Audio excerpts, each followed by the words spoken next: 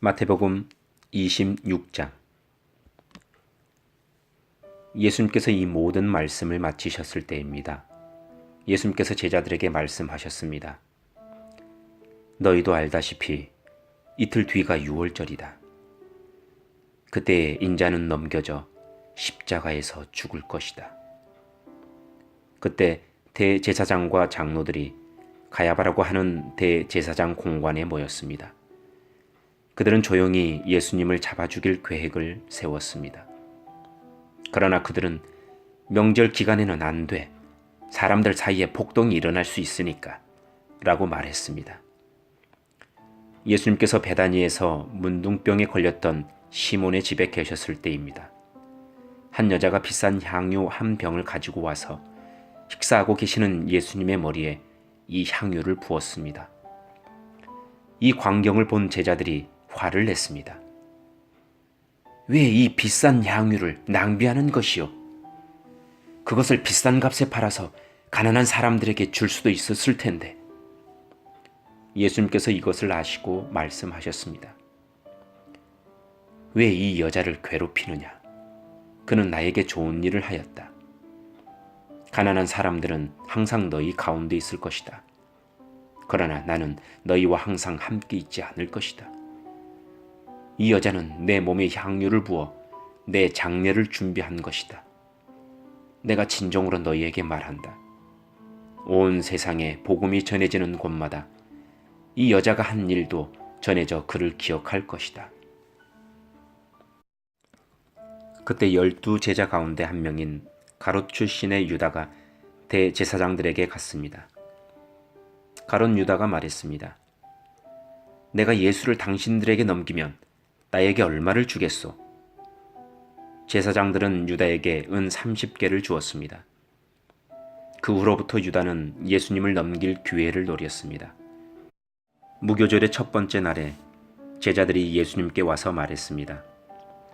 유월절 음식을 어디에다 준비할까요? 예수님께서 대답하셨습니다. 성 안에 들어가 한 사람에게 이렇게 말하여라. 선생님께서 때가 가까웠으니 당신 집에서 제자들과 함께 유월절을 보내겠다고 말씀하십니다. 제자들이 예수님께서 말씀하신 대로 행하여 유월절을 준비하였습니다. 그날 저녁에 예수님께서 12명의 제자들과 함께 음식을 드시기 위해 앉으셨습니다. 모두들 식사를 하고 있을 때 예수님께서 말씀하셨습니다. 내가 너희에게 진정으로 말한다. 너희 중에 하나가 나를 배반할 것이다. 제자들은 매우 슬퍼하며 한 사람씩 예수님께 묻기 시작했습니다. 주님, 제가 그 사람은 아니지요? 예수님께서 대답하셨습니다. 나와 함께 그릇에 손을 넣는 자가 나를 배반할 것이다. 성경에 쓰여진 대로 인자는 떠나갈 것이다.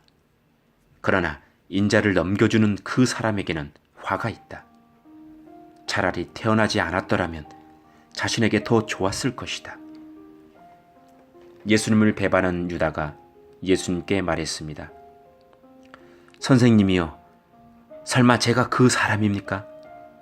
예수님께서 그에게 내가 말했다 하고 대답하셨습니다. 식사 때 예수님께서는 빵을 들어 감사 기도를 드리시고 그것을 떼어 제자들에게 주시며 말씀하셨습니다. 받아 먹어라. 이것은 내 몸이다. 또한 예수님께서 잔을 들어 감사드리신 후 그것을 제자들에게 주시며 말씀하셨습니다. 너희 모두 이것을 마셔라. 이것은 죄를 용서하기 위하여 많은 사람들을 위해 붓는 나의 피, 곧 내 언약의 피이다. 내가 너희에게 말한다. 내가 아버지의 나라에서 너희와 함께 새롭게 마시는 그날까지 지금부터는 포도 열매로 빚은 것을 마시지 않을 것이다. 그들은 찬송을 부르고 올리브 산으로 올라갔습니다. 예수님께서 제자들에게 말씀하셨습니다. 오늘 밤 너희는 모두 나를 버릴 것이다. 성경에 이렇게 쓰여 있다. 내가 목자를 칠 것이니 양이 흩어질 것이다. 그러나 내가 살아난 뒤에 너희보다 먼저 갈릴리로 갈 것이다. 베드로가 말했습니다. 다른 모든 제자들이 주님을 버릴지라도 저는 결코 버리지 않겠습니다. 예수님께서 대답하셨습니다.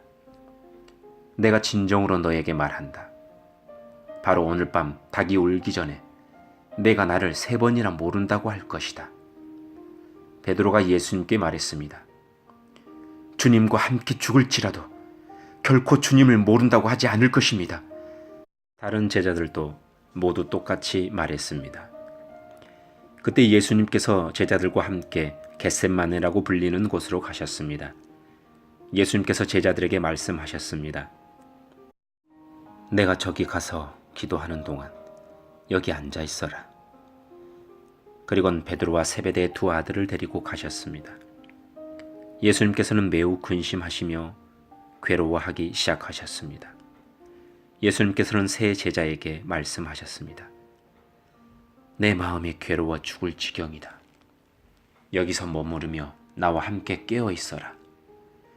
그리고 나서 약간 떨어진 곳으로 가서 얼굴을 땅에 대고 기도하셨습니다.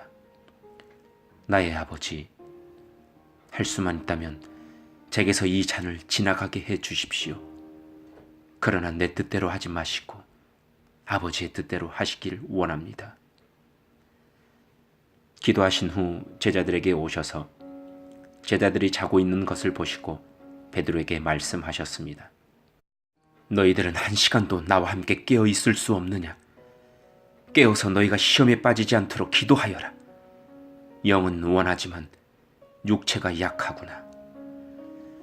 예수님께서 다시 가셔서 2번째 기도를 하셨습니다.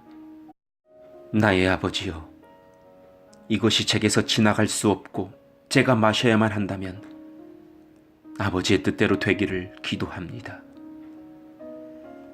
그리고 나서 다시 제자들에게 가셔서 제자들이 자고 있는 것을 보셨습니다. 그들은 너무 졸렸던 것입니다. 그래서 예수님께서는 제자들을 놔두고 다시 3번째로 기도하셨습니다. 예수님께서는 같은 기도를 한 번 더 하셨습니다. 그 다음에 예수님께서 제자들에게 돌아오셔서 말씀하셨습니다. 아직도 자고 있고 쉬고 있느냐? 보아라, 때가 가까이 왔다. 인자가 죄인들의 손에 넘겨진다. 일어나라, 가자. 나를 배반한 사람이 가까이 오고 있다. 예수님께서 말씀하시는 동안 12 제자 가운데 하나인 유다가 왔습니다. 대제사장과 백성들의 장로들이 보낸 많은 사람들이 칼과 몽둥이를 들고 유다와 함께 왔습니다. 예수님을 배반한 유다가 이들에게 내가 입맞추는 사람이 바로 그 사람입니다. 그를 잡으시오 라며 신호를 정해 주었습니다. 곧바로 유다는 예수님께 가서 말했습니다. 선생님, 안녕하십니까? 그러면서 입을 맞추었습니다. 예수님께서 친구여, 무엇하러 여기에 왔느냐? 하고 묻자 사람들이 와서 예수님을 붙잡았습니다. 그러자 예수님과 함께 있던 제자 중 한 사람이 칼을 뽑았습니다. 그리고 대제사장의 종에게 칼을 휘둘러 그 종의 귀를 잘랐습니다. 예수님께서 그에게 말씀하셨습니다. 칼을 도로 제자리에 꽂아라. 칼을 쓰는 사람은 칼로 죽을 것이다. 너는 내가 내 아버지께 말씀드리면 즉시 12군단도 넘는 천사들을 보내주실 것을 생각하지 못하느냐? 그러나 만일 그렇게 하면 이 일이 반드시 일어난다고 한 성경 말씀이 어떻게 이루어지겠느냐? 그리고 나서 예수님께서 사람들에게 말씀하셨습니다. 너희는 마치 강도를 잡을 것처럼 칼과 몽둥이를 가지고 왔구나. 내가 성전에 앉아 매일 가르쳤지만 너희는 나를 잡지 않았다. 이 모든 것은 예언자의 글을 이루기 위해 일어난 것이다. 그때 모든 제자들이 예수님을 버리고 도망갔습니다. 예수님을 잡은 사람들이 예수님을 대제사장 가야바에게로 끌고 갔습니다. 거기에는 율법학자들과 장로들이 모여 있었습니다. 베드로가 예수님과 멀찍이 떨어져 따라가 대제사장의 공관 마당에 들어갔습니다. 그리고 결과를 보려고 경비원들 틈에 끼어 함께 앉았습니다. 대제사장들과 전체 의원들이 예수님을 죽이기 위해 예수님을 고소할 거짓 증거를 찾으려고 하였습니다. 많은 거짓 증인들이 나왔으나 아무 증거도 얻지 못하던 중 마침 두 사람이 나왔습니다. 이들은 이 사람이 나는 하나님의 성전을 헐고 그것을 3일 만에 다시 세울 수 있다라고 말했습니다. 라고 증언했습니다. 대제사장이 일어서서 예수님께 물었습니다. 당신은 아무 대답도 하지 않겠소? 이 사람들이 당신에게 불리한 증언을 한 것에 당신의 답변은 무엇이요? 그러나 예수님께서는 아무것도 말씀하시지 않았습니다. 다시 대제사장이 예수님께 물었습니다. 내가 살아계신 하나님께 맹세하고 당신에게 명령하니 우리에게 말하시오. 당신이 하나님의 아들 그리스도요? 예수님께서 대답하셨습니다. 내가 말했다. 그러나 내가 너희에게 말한다. 이제 이후로 인자가 전능하신 자의 오른쪽에 앉아있는 것과 하늘 구름을 타고 오는 것을 볼 것이다. 그러자 대제사장이 자기 옷을 찢으며 말했습니다. 이 사람이 하나님을 모독했다. 더 이상 증인이 필요 없다. 여러분 모두가 이 사람이 하나님을 모독하는 것을 들었다. 어떻게 생각하는가? 사람들이 대답했습니다. 죽어 마땅합니다.